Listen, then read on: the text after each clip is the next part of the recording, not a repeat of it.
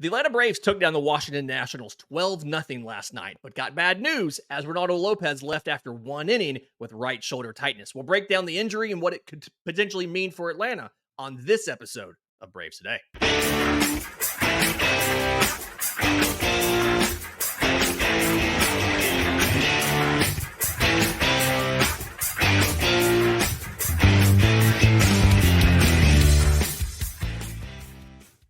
Yes, welcome on into Braves Today, your home for news, notes, and updates on your Atlanta Braves. I'm Lindsay Crosby. You can follow me on Twitter at Crosby Baseball.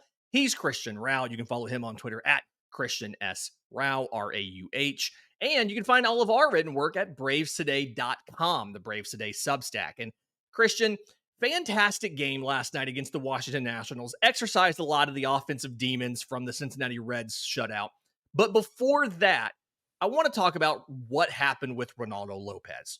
He pitched one inning, about 25 pitches, left the game after that inning and did not come back out. He hit somebody on his 17th pitch of the game. They came out to check on him.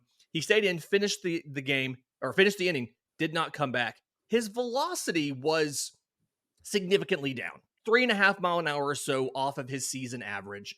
I had all of the stats over there in the Braves Today takeaways. So again, bravestoday.com, go check that out.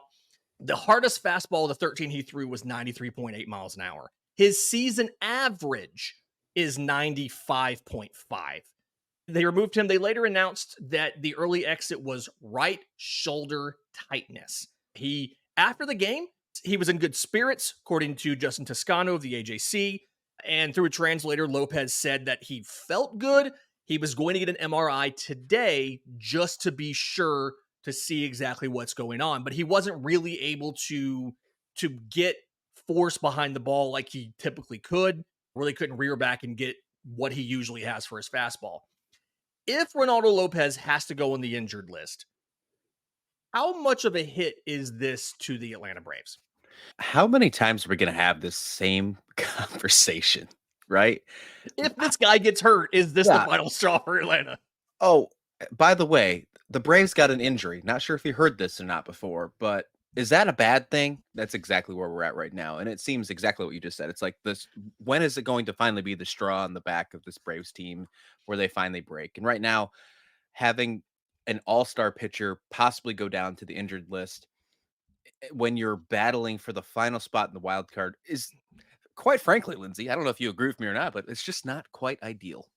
And I think so it's suboptimal. I will agree on that. Yes. Suboptimal. I don't think that we're in a good spot here. I don't think it's good. I think it's a huge concern. Now, there's some other pitchers on the roster that are doing absolutely electric. And we finally got to see the offense do some good things, but this is getting overshadowed by the López injury. But obviously, it's a huge concern. You can't have a guy like López who's been outstanding all season, moving from reliever to the starting pitching rotation. This is going to be possibly, if he goes on the injured list, it'll be his second IL stint of the season. And I mentioned that thing, the reliever to starter.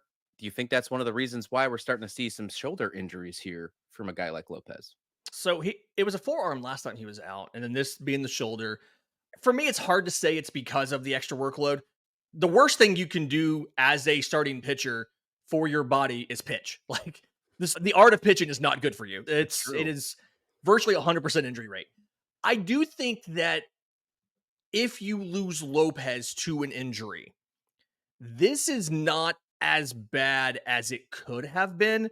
And it's not because, like, he's been great. Don't get me wrong. He has been really good. So I am not in any way saying that you can afford to lose him. But it feels like, believe it or not, the rotation is the place best equipped to handle one injury right now. When you look at your infield, you're currently out 3 starting infielders because Whit Merrifield became a starter with Ozzie Albies' injury. The outfield is already down, Ronald Acuna Jr., and you're mixing and matching out there. This is the one place you could afford to lose a guy for 2 weeks and still make things happen. Projecting out a little bit, his next start would have been the series finale against the Dodgers on September 16th on Monday. Max Fried would be lined up to start the series opener at Cincinnati on Tuesday, but with Thursday's off day, because Fried goes tonight, with Thursday's off day, you could move Fried up to Monday and he would be on regular rest. That would be the 5th day after his Wednesday start. He could start again on Monday. So you don't actually have to fill this spot until you leave for the road trip. And so it could be worse, right? Like, obviously, this is all pending the results of the MRI. As of time of recording, this is it's about 9:30 Eastern time. We do not know the status of Reynaldo López long term. Is he going to go on the IL? Is he not? I did report this morning it may be official by the time the show comes out. Sources have told me that Daisybel Hernandez, the reliever, is on his way from Atlanta to Washington to join the team. He left Gwinnett last night, packed his bags, headed to the airport. We'll break down more of the options on that later in the show. But I don't know at the end of the day if I hate the idea of Lopez missing 2 weeks right now. He's been really good. 2.03 ERA through 24 starts. So it'd be his second injured list stand of the second half. But at the same time, we've discussed his workload. And we're concerned about his previous high was 60 or so innings as a reliever the last few seasons. This year, he's already at 128. He's pretty much almost doubled those previous workloads.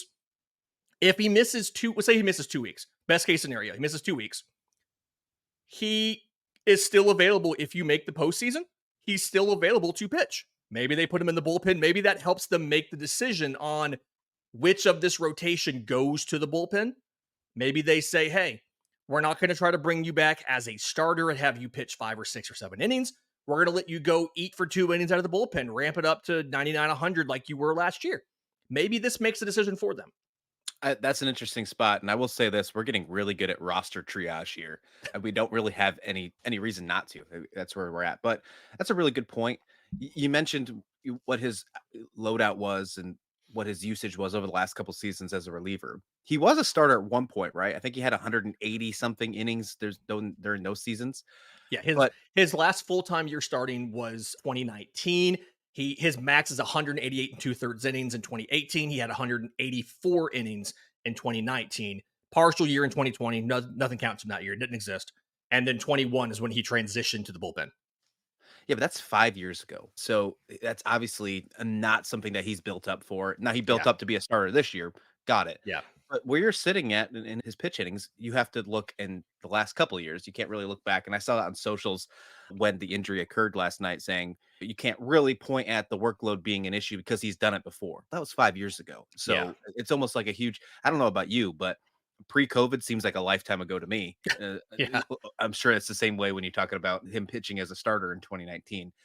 Lopez, I like the idea actually of him moving to be either a long reliever or in the bullpen for the postseason. You're gonna have to pick 3 anyways to go and make that happen in the playoffs, and you already have Sale, who's a lock. You have Fried, who's a lock, Lock. and then if you just choose to have maybe Charlie Morton as your number 3, then it gives you the chance to put Lopez in there. Atlanta has tried to have 4 options as they go in. Like, you look at last year, and obviously injuries impacted this, but we were like, for game 3, are you going to use AJ Smith-Shawver or Bryce Elder? And you could always piggyback one on the other. It feels like Morton, Schwellenbach are your number 3s, right? You look at the matchup, you look at how each guy's feeling to decide who goes. They probably lean to Morton because they like to go with the veterans. But yeah, workload, you have to look at 66 last year, 65 and a third in 22. And Atlanta's never been really rigid on workload limits as far as you can't go up more than 40 innings from last year or 50 innings or whatever and to Right. increase your workload. And 50 is an extra 50 innings feels like it's what the industry as a whole is okay with for a workload jump year to year. But different guys have talked about in this Atlanta system, whether it's prospects or major leaguers, that the team is really looking at not just straight innings counts. They're looking at biomechanical markers, how you're feeling, what your stuff profiles as to look for signs of fatigue, maybe even before you realize them. And I think we saw last year with Bryce Elder when you don't build in that extra rest and you run these guys into the longest season of their careers, how much, even if they feel okay, when Bryce Elder said he felt okay down the stretch last year, but the stuff was different. The slider wasn't sliding as much. The sinker wasn't sinking as much. And he got rocked in the second half. And I feel like Reynaldo López, some of these little bit of soreness and these nagging little injury things that have not been major, but I feel like some of that could be related to the extra innings. Again, we don't know for sure. I feel like with Spencer Schwellenbach, you've seen a little bit more the command take a half step back, right? He's always had exceptional command. He's been really good at avoiding walks. And you can see, even though he's still not walking a ton of guys in his last couple starts, some of his misses are more, say, out over the middle of the plate than they used to be. And so it feels like the command is starting to see the impact of the cumulative workload over the course of the season. And so I would imagine if I'm Atlanta and the MRI today says there's nothing structurally wrong, he could maybe pitch his next time through, which again would be next Monday. Do you go ahead and just put him on the IL and not worry about it? Or do you say, no, we're going to wait and let him ride the bench and see, and if we'll figure out something on Monday if he can't go? Well, as you mentioned that you can move things around and not mess with the rest of the rotation on rest wise, and you still have a guy like Grant Holmes sitting in the bullpen without making a roster move that you could make a spot start. I think the injured list makes sense if you have any kind of concerns whatsoever. On the show, I tend to be the optimistic one, at least try to, Lindsay. Yeah. When Lopez was injured and he was out for about a month between July 28th, August 20th, when he came back, his numbers were good. And that's Yeah. something to keep in mind. He had a 1.59 ERA in August in those 3 starts. And in those last 2 starts he had in September, the 1 inning, if you want to consider that a start, he only had a 2.57 ERA. Those numbers still look good for him missing some time. So if he's going to miss some time before the postseason, assuming the Braves can find a way to make it into the fight for the playoffs, you shouldn't have to worry about him having to build back up or a rebound or having one shaky start before that happens, and he should be just fine in the postseason. Yeah. I think the one downside here to this is if he goes on the IL today, which is the 11th, then it's 15 days for pitchers. There's no 10-day IL for pitchers. So that puts him coming back, first eligible to come back, I believe, Thursday the 26th. Gwinnett's schedule, their last home game, is Sunday the 15th. He could make a rehab start if he travels with the team to Jacksonville for their final series of the year. So I think that was the difference when he came back from the last injury. He did get a rehab start first. He did go to Gwinnett and throw in Gwinnett before he left to come back to Atlanta. So that's the only thing that I am concerned about is if you want him to have a rehab start, he's got to throw to minor leaguers at one of the team facilities, or he has to go with the team to Jacksonville to go start on the road simply because all the minor league, like Augusta's already done, right? Rome is in the playoffs right now. They had game 1 last night. And so that's the only downside to putting him on the IL is it's more inconvenient than it was last time to get him a rehab start before he comes back. But at the same time, if he's going to come back into a bullpen role, maybe it doesn't matter if he gets a rehab start or not. Maybe you can just you can let him throw a couple bullpens, find a couple times that last week of the season to let him come out of the pen in Atlanta and then have him in the pen for the postseason. Maybe that's what you do if you're able to do it, because again, you are tied with the Mets. And The schedule actually works out that way. You mentioned the away in Jacksonville, but that weekend before him being able to return, the Braves play in Miami that weekend. So the team will already be down in South Florida. So the schedule might actually work quite well that way. Yeah, he can travel with the team and then just leave from Miami, fly north to Jacksonville, do that game, and then join the team to come back home. I think the Mets series starts on Tuesday the 24th. That makes sense. Again, he couldn't be activated till the 26th. That's assuming he goes on the IL today, but he could be activated in time for that final game of the Mets series. Yeah. Yeah. In just a minute, let's break down last night's victory over the Nationals and then talk about some of these roster moves. Again, we mentioned days about Hernandez and some other stuff. We'll do that next right here on Braves Today. Yes, welcome back to Braves Today. I'm Lindsay Crosby. He's Christian Rauh. So last night's victory, Atlanta Braves hit 4 home runs. They absolutely took it to the Washington Nationals 12-0. And what I love is they really were able to make things happen against Mackenzie Gore, right? They have struggled, it feels like, with some of these Washington pitchers. Jake Irvin's the starter tonight. Mackenzie Gore was the guy. but they score 7 runs off of him in 3 2/3 innings. And I'm gonna toot my own horn here real quick.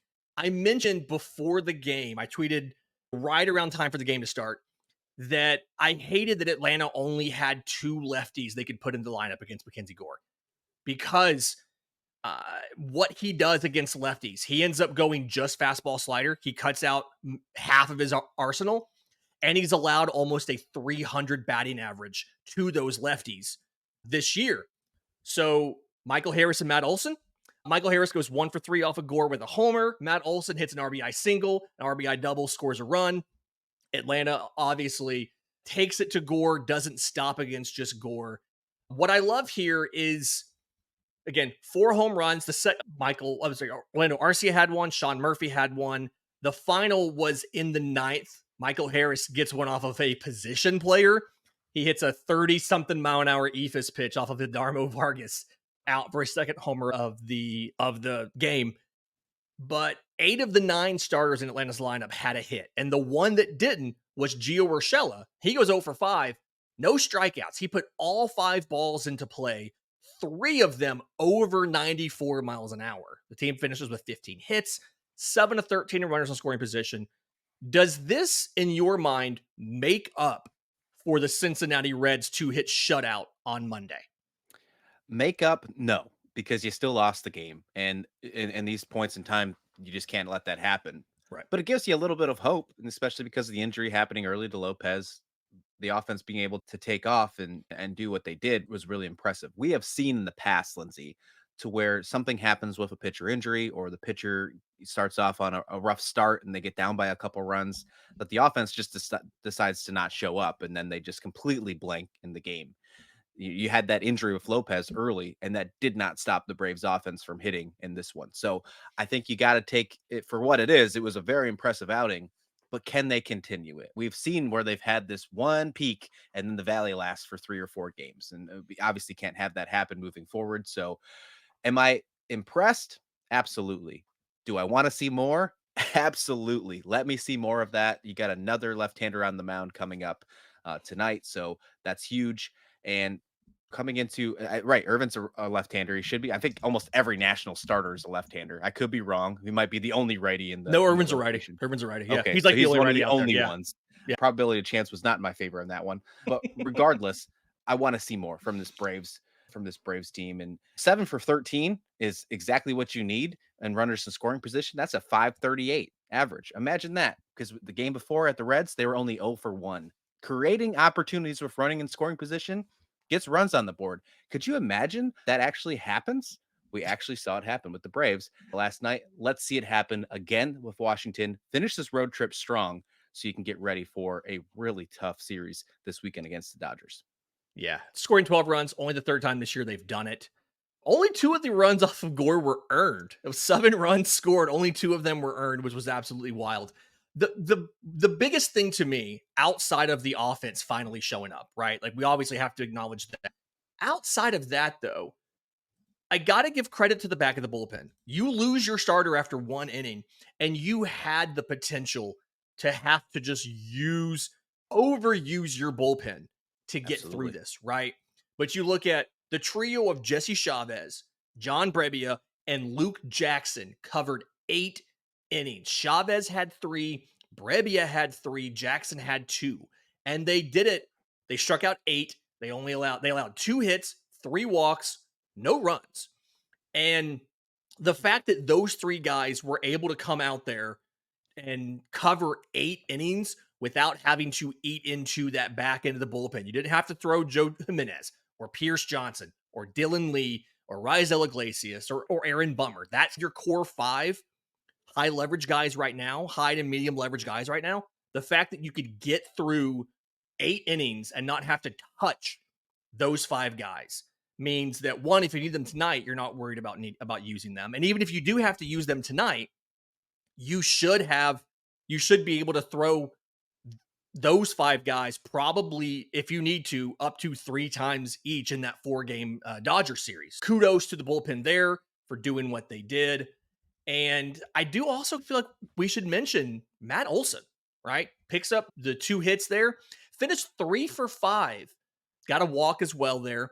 He's now in his last 14 games or 15 days, he's batting 302 with an 876 OPS, 10 RBI, 10 runs. And with Marcell Ozuna struggling right now, he hasn't hit a homer in the last 20 games. It's the longest streak of the season for him. Matt Olson being hot is absolutely what Atlanta needed. They're still not getting a ton of homers out of Olson right now, but batting 302 is more like what we expected him to do and what we need right now if you're trying to still make the postseason or if you're hoping to still be in the postseason, especially with Ozuna struggling to hit for power right now. Yeah, I just don't want them to take turns. I want them to do it at the same time. So hopefully we can get them both succeeding at the same time. Ozuna's going to come out of this eventually. Might even happen tonight. Who knows? But I want to go back to that bullpen Yeah. argument real fast before um, we move on here. You talk about how they didn't have to use any of their big high leverage guys. And that's a big thing that Snick talks about, where he can't use his high leverage guys all the time. Yeah. And he pushed to that in the last game yesterday. And then he also did it with the Cincinnati Reds. We saw Bummer having that some spots, and Grant Holmes had that against the Cincinnati Reds as well. They they did well. They did great as well in that Cincinnati Reds game. So the last two games, this bullpen has been amazing, and they haven't had to use those high leverage guys. I want to point out something, and Mhm. this was the article that you had as the first article on BravesToday.com. John Brebbia has been fantastic since he's came to Atlanta. Something that you might not have expected, because when you got him, he had a 6.29 ERA, Lindsay. He's had 3 appearances for Atlanta so far, all scoreless. 5 innings of scoreless baseball out of the pen is exactly what you need in September. Yeah, and he's not very far removed from being a quality major league reliever. He got multiple millions of dollars in free agency as a reliever. And so getting him for almost free is a great thing for Atlanta, especially if he's able to make the postseason roster. You can, if they choose to replace Chavez and Luke Jackson, you can put Brebbia, you can put Daysabel Hernandez in there. Again, reported this morning, Hernandez is being called up. As of time of recording, that's not been confirmed by the team. The thought process here is Hernandez is probably replacing Reynaldo López going on the IL.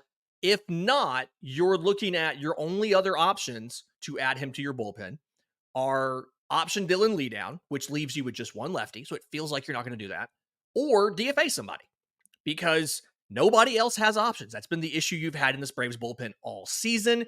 Is this if you were to DFA somebody, I feel like the guy that would be DFA'd would be Luke Jackson. Because of his contract, it is unlikely that some other team would pick him up off of waivers, because if they do, they're on the hook for his contract, and he wouldn't be postseason eligible for anybody. He's only postseason eligible for Atlanta because he's in their organization as of August 31st. So it feels like either if Lopez goes on the IL, Hernandez is the corresponding move, and Grant Holmes now has the option to step into the rotation if you need him to. Again, the first time that spot is open is Monday against the Dodgers, but you can move Max Fried up on a regular rest to make that start against the Dodgers. You could throw Grant Holmes on Tuesday at Cincinnati.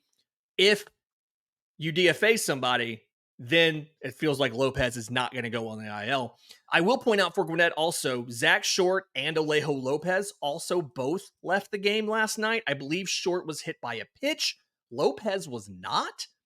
I don't necessarily know what the move is here, if Atlanta's planning on bringing one of these guys up, if this was just maybe they want a taxi squad thing for Whit Merrifield. They want one of these guys. Don't quite know what's going to happen, but just felt it was relevant to point that out. Lopez not on the 40-man roster. You'd have to make a 40-man roster move there.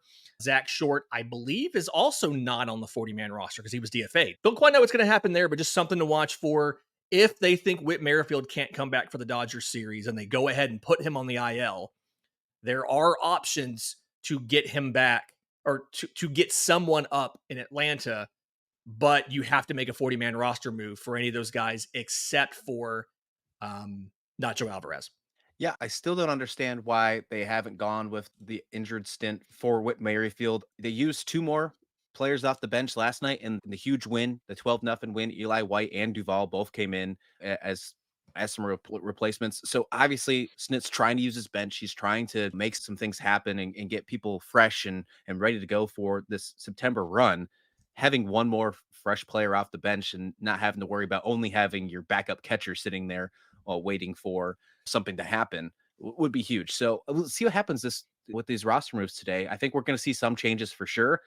I'm not sure if it's going to be involved with an injury stint, as you mentioned, but I think it's warranted. And we talked about that yesterday, but I think it's warranted to still move Whit Merrifield to the injured list. You can still retro it enough to make it be worthwhile.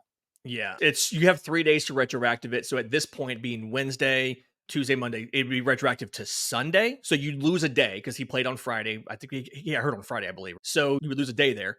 But that would put him coming back after. Obviously, he'd miss the Dodgers series. It'd only be 10 days, but it's still at that point you would have to assume that it's possible you'd get Ozzy Albies back at that point in time. We don't quite know there. It almost feels like they initially didn't want to put him on the IL because they wanted to see if Ozzy was going to be able to return before he would get back or before the IL stint would end. I don't quite know what's going on right now. With Eli White able to capably fill in at second base, which again, he last played in the majors in 2021 at second base, but he's looked fine so far. It's not as urgent because you have too many outfielders anyway. It just means Adam Duvall still has a job right now. But it's definitely an odd move. And like I said, when it first happened, it's an odd move to have Whit Merrifield be the guy that you're playing a man short for to try to keep him, especially when it's something that doesn't look like it's going to get better between now and then. It's a broken foot. It's not going to magically heal. It's just a matter of pain tolerance. And Luke Williams has looked good at second as well, too. He stole a base the other day. I feel like he's been pretty decent having watched all these games at second base, both defensively and offensively. I think he had a bobbled play the other day, but for the most part, feel like he's been fine at second. He is also your backup shortstop, so obviously he's important. And if Orlando Arcia were to leave a game, Eli White would have to come in and play second, so Williams could play short. But either way, definitely interesting there. I got one question for you, and I know we're getting short on time, but the Braves, they won 12-0 last night. For you to be excited about this offense, would a 1-0 victory be good enough for you today? Or what would you think about that? As much as they've struggled against Jake Irvin, I just want to see them win a game. Like, it's what's weird. 9-12, 4.28 ERA, but he has owned Atlanta this year in 3 starts. I don't love the idea of a 1-0 game, but at this point, I'll take a win. It doesn't matter how you get it. A win's a win at this point because the Mets lost last night. That made you tied again.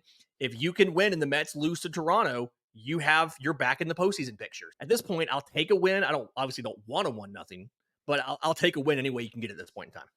Love it. Love it. Let's hope it happens. Yep. This has been Braves Today for Wednesday, September 11th. If you're listening on audio, do us a favor, leave us a 5-star review. If you're on YouTube, subscribe to the channel, hit the notification bell, and do me a favor, go subscribe to the audio feed too. It really does help us out a ton there. It's a newer feed. We're trying to grow that. Until next time, this has been Braves Today.